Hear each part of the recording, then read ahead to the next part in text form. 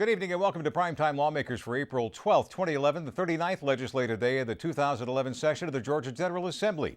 As you can see from these live pictures, work continues into the evening on this next to the last day of the session. The House is on a dinner break. The Senate continues to work. The House will be back before the evening is over.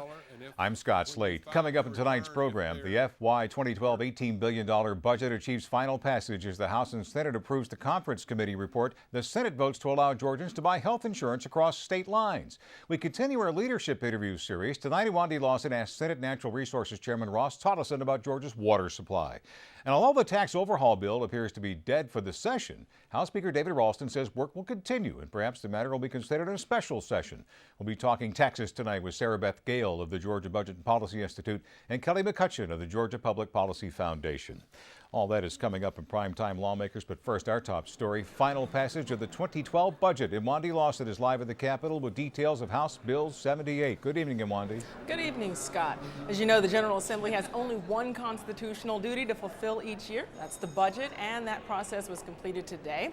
The $18.3 billion budget for the upcoming fiscal year actually represents a 14% decrease in spending. Appropriations chairmen in the House and Senate highlighted agreements between both chambers to maintain money for bonus pay for skilled math and science teachers, $2 million in economic development money to improve the state's transportation system, and $59 million in mental health funding to keep the state in compliance with an order from the Department of Justice. Both Senator Jack Hill and Representative Terry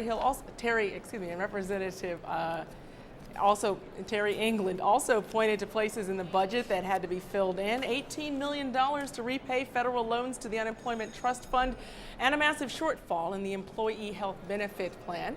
By a vote of 143 to 32, the House approved the conference committee report on House Bill 78, and about 2 hours later, the Senate also approved the budget. That vote was 48 to 6. The measure now goes to the governor's office.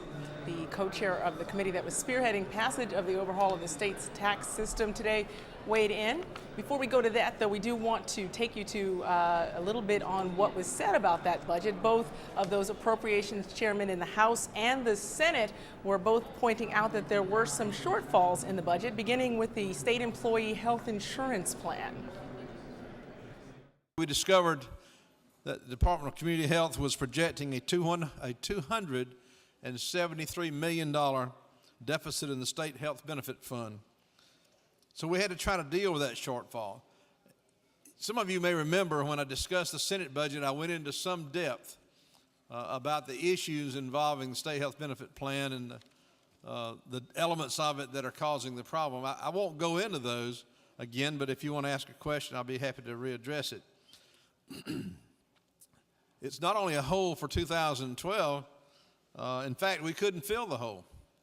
It carries forward and will carry forward directly into 2012 and ultimately throughout this year. So it'll have to be addressed and amended as well this year. As I said, I won't go into all the reasons for that, but just understand those two items total about $300 million that we collectively had to address in the conference between the House and the Senate budget.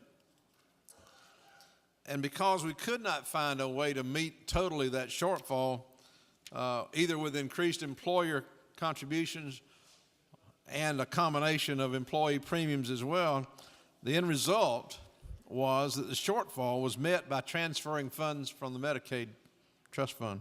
Another exclusive problem in higher education occurs at the technical college system budget, where you may note a new one-time conference item of $4.5 million to address commercial driver's license program for the coming year. The program's cost, fuel and trucking equipment, coupled with the changes in HOPE grants, would have shifted an excessive tuition cost to students. Conferees agreed to provide the stopgap funding while adjustments are made by the board to accommodate the program in the coming year.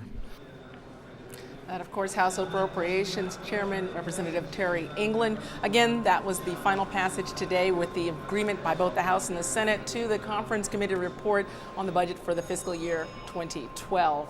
In other news today, the co-chair of the committee that was spearheading passage of an overhaul of the state's tax system weighed in today on why that measure was declared out of play yesterday. Senator Bill Heath issued a statement today that says, in part, we're not yet satisfied with the whole product. We feel feel that it is better to wait, revisit each issue, and return with a stronger bill next session than to hurriedly pass a piece of legislation that is not the best of our efforts.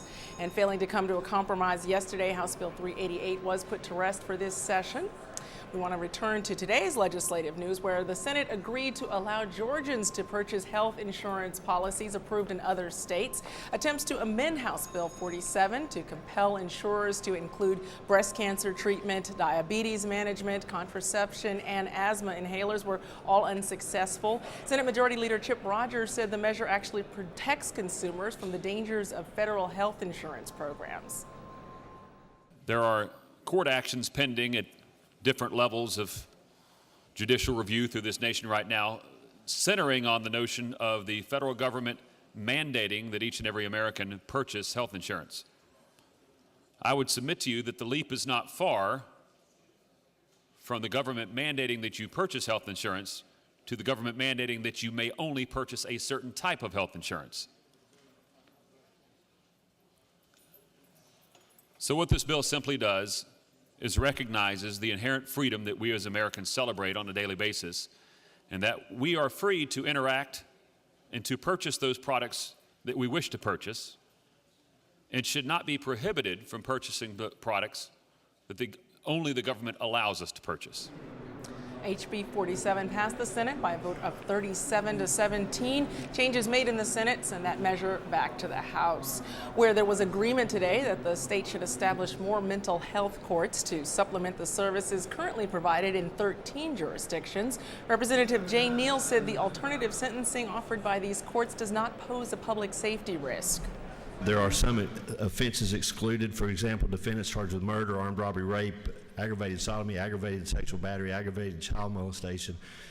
Child molestation shall not be eligible to enter into mental health courts, and prosecutors have, of course, the ability to veto anyone coming in for sentencing. The House approved the mental health courts measure by a vote of 157 to 5. The House and Senate continue to wrangle over a broad immigration bill, with the House voting today to approve Senate changes to House Bill 87 with the addition of House amendments. Representative Matt Ramsey says the legislation now addresses the concerns of many constituencies, including those who feared that frivolous lawsuits would arise from provisions which allow citizens to sue governments that hire illegal immigrants. We've replaced the citizen lawsuit because we've worked with the local governments with an administrative review process where it actually will work out much better for the citizen that's trying to get a grievance redressed. If your city is not enrolled in SAVE, for instance, they will have an administrative panel they can submit a complaint to, who will then have the authority to prescribe remedial action in the event they're not in compliance. And it also ensures we're not going to be clogging up the courts with any additional lawsuits. Third, we continue to hear concerns about the application of the crimes for transporting and harboring. I am 100% confident that the way it was drafted, no church bus driver, no minister was ever going to be prosecuted for missioning or providing a soup kitchen or driving a church bus. But just to make absolutely crystal clear that will never happen, we've put in the bill that it does not apply to a person providing those type of privately funded social service. The House voted 115 to 59 and agreed to send that bill back to the Senate. For almost 3 hours last night, the Senate debated the provisions of HB 87, including one that makes churches liable for illegal immigrants they're accused of harboring. If you are committing a crime and you knowingly are transporting a verified illegal alien, then you could be subject to criminal penalties. But it would Does the Senator further yield? Yes. Is it customary, well, the church I attend, we don't customarily ask people when they want to go out of church and when they enter our doors, are you legal or are you not legal? If I don't know, or even if I do know and that person wants to go to church with me, am I breaking the law? If you do know that you are transporting an illegal alien and you commit another crime, then you could be subject to punishment if you know you're doing that. So you're saying if I offer someone to come to church with me that may not be of this country, I will be breaking the law? if you know they are an illegal alien. Senator Vincent Fort made an unsuccessful attempt to remove the entire section of the bill that broadens police authority to check immigration status. Senator Jason Carter, however, was able to persuade the Senate to limit the status checks to felony arrests. Anyone who is arrested and taken to jail under the Safe Communities program will have their immigration status checked now. And so, you're capturing that community of people who get booked into jail already. So the real question is, people who would not otherwise be taken to jail, do we want law enforcement to impose these burdens on folks who've committed minor violations? The Senate passed HB 87 with those amendments on a party line vote last night of 39 to 17. Now the House and the Senate have one legislative day to work out their differences. The House also gave final passage today to a measure that's been debated for over 15 years. Representative Ann Purcell says that SB 178 could save the state money. This will give us an opportunity to also save monies within our family, because assisted living costs about 50% less than it costs to be in a nursing home when there is a need. It also will provide the evidence this is more of a private pay as we continue to go. SB 178, creating that class of assisted living facilities, was passed by a vote of 172 to 1, and the House voted down a measure today allowing businesses to dredge logs from 3 Georgia rivers. Both those who support and those who oppose deadhead logging agreed that SB 218 would be challenged by the courts. The ownership of the deadhead logs, by the way, is currently being litigated in the courts. So there is some dispute about whether the logs do in fact belong to the state. This is a very contested issue. But this new procedure virtually assures that the pricing is going to be below market value. Log mining from Georgia's rivers is not the NASDAQ or the New York Stock Exchange. It is log from rivers and is a very narrow interest in terms of the marketplace. Why do we want to set up a system with the potential for giving away a valuable state resource? We have 2 different sets of laws bumping up against each other. We have the Georgia law and the ruling of the courts twice in favor of not removing the laws, but we also bump up against federal law.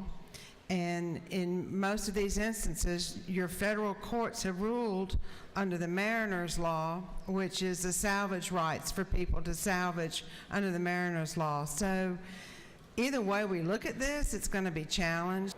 And that, of course, a proponent